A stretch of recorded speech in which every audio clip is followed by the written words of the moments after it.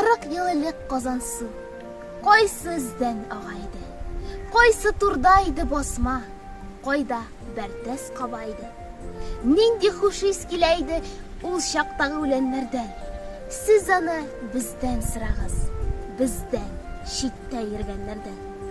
1943 елның 1 мартында Арча районы Кәче авылында туып үскән журналист, публицист, шагыйрь, Татарстан язучылар берлеге әгъзасы, Аяз Исхакый премиясе лауреаты, Татарстанның мәдәният хезмәткәре Рафик Юныс сагынып искә алган Казансу буйларыннан йөрү, басылмалы басмаларыннан үтү горурлык түгелмени?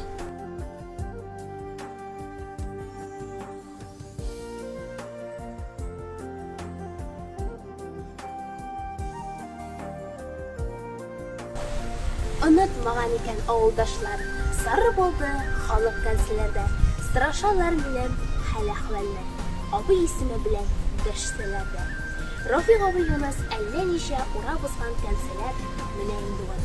Мөхәммәд Нафтиев, Рәнис Яруллин, Әмирхан Еники, Сара Садыкова, Равил Фәнзуллин, Шәүкәт Биктимеров һәм башка бик күп татар халкының күренекле шәхесләре белән танышып, алар белән әңгәмә корып, Татар гаме дигән китап чыгарган кеше ул. Шулай ук 2000 елда Татарстан референдумы дигән китабы да чыга. Шушы үтә сәяси китапның Казан ханлыгының руслар тарафыннан басылуына 450 ел тулу уңаеннан укучылар кулына кереп килүе дә зур әһәмияткә ия.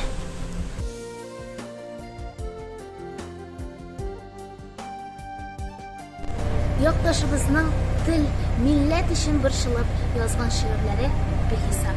Аларның авторның сүнгән яшен, учтагы песлек, вакыт шулбыры кебек чыйнтыкларында күрергә була.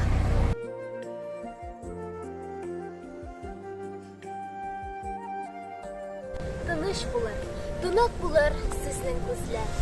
Өшер җаным, елар йөрәк сулык-сулык. Мин түзәрмен, мин яшәрмен олы горур. Авыр булыр тик үлүе халык булып. Телебез саклансын, гореф-гадәтләребез онытылмасын. Туган ягын яратучы, аның өчен җан атучы яшьләребез милләтебезне яшәтер дигән өметтә калыйк.